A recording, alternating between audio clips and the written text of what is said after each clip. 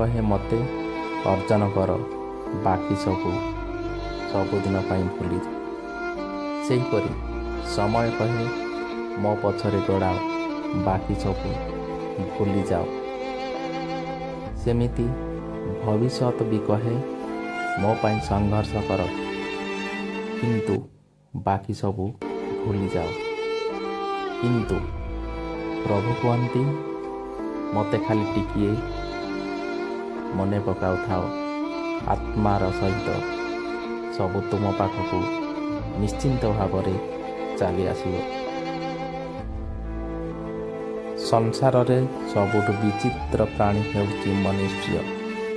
କାରଣ ସଂସାରରେ ମନୁଷ୍ୟ ହିଁ ଏକମାତ୍ର ପ୍ରାଣୀ ଯିଏ ଭଲ ମନ୍ଦର ବିଚାର ଜାଣିଥିଲେ ବି ମଧ୍ୟ ଭୁଲ କରି ବସିଥାଏ। କାହା କଥାରେ ଯଦି କୌଣସି ଭୁଲ କିମ୍ବା ଠିକ୍ ହୋଇଯାଉଥାନ୍ତା, ତେବେ ଦୁନିଆ ସ୍ୱର୍ଗ ପାଲଟି ଯାଇଥାନ୍ତା। ତେଣୁ ସର୍ବଦା ସେହି କାମ କର ଯାହା ଠିକ୍ ଏବଂ ସତ୍ୟ ଅଟେ। କାଚ ଥରେ ଫାଟିଗଲେ ଯୋଡ଼ି ହୋଇଯାଇଥାଏ ସିନା, ହେଲେ ଦାଗ ରହିଯାଏ। ଠିକ୍ ସେହିପରି ସମ୍ପର୍କ ଥରେ ଭାଙ୍ଗିଗଲେ ଯୋଡ଼ିବାକୁ ବହୁତ କଷ୍ଟ ଲାଗିଥାଏ। ଲୁହ ନଥିଲେ ଆଖି ଏତେ ସୁନ୍ଦର ହୋଇନଥାନ୍ତା, କଷ୍ଟ ନଥିଲେ ଖୁସିର ମୂଲ୍ୟ ନଥାନ୍ତା। ଯଦି ଚାହିଁବା ମୁତାବକ ସବୁ କିଛି ମିଳିଯାଉଥାନ୍ତା, ତେବେ ଦୁନିଆରେ ଭଗବାନଙ୍କର ଆବଶ୍ୟକତା ହିଁ ନଥାନ୍ତା। ଝଗଡ଼ା ତ ସବୁ ସମ୍ପର୍କରେ ରହିଥାଏ, କିନ୍ତୁ ହେଲେ ଝଗଡ଼ା ପରେ ଜିଦ୍ ପକାଇ ରହିବା ଉଚିତ ନୁହେଁ। ଭଲ ସମ୍ପର୍କ ତିଆରି କରିବାକୁ ହେଲେ ଯୁଗ ଲାଗିଯାଏ, କିନ୍ତୁ ଭାଙ୍ଗିବାକୁ ହେଲେ ଗୋଟିଏ ସେକେଣ୍ଡ ଲାଗିଥାଏ।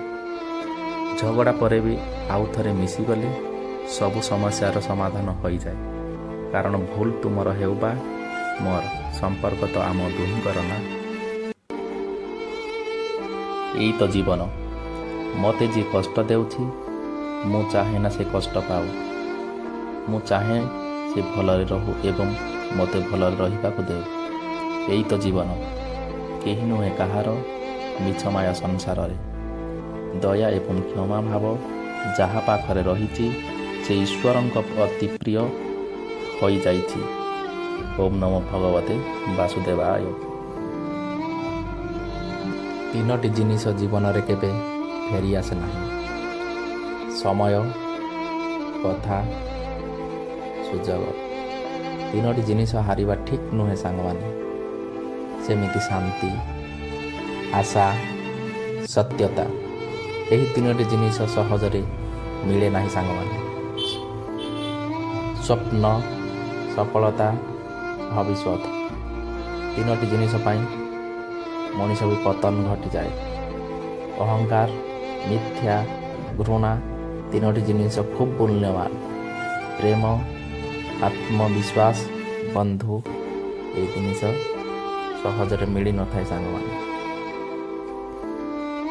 ମଣିଷ ବଡ଼ ହୋଇଗଲେ ପିଲାଦିନ ଭୁଲିଯାଏ, ବିବାହ ପରେ ପିତାମାତାଙ୍କୁ ଭୁଲିଯାଏ, ପିଲା ହେବା ପରେ ଭାଇ ଭଉଣୀକୁ ଭୁଲିଯାଏ, ପଇସା ହୋଇଗଲେ ଗରିବଙ୍କୁ ଭୁଲିଯାଏ ଏବଂ ପରିବାରକୁ ଭୁଲିଯାଏ।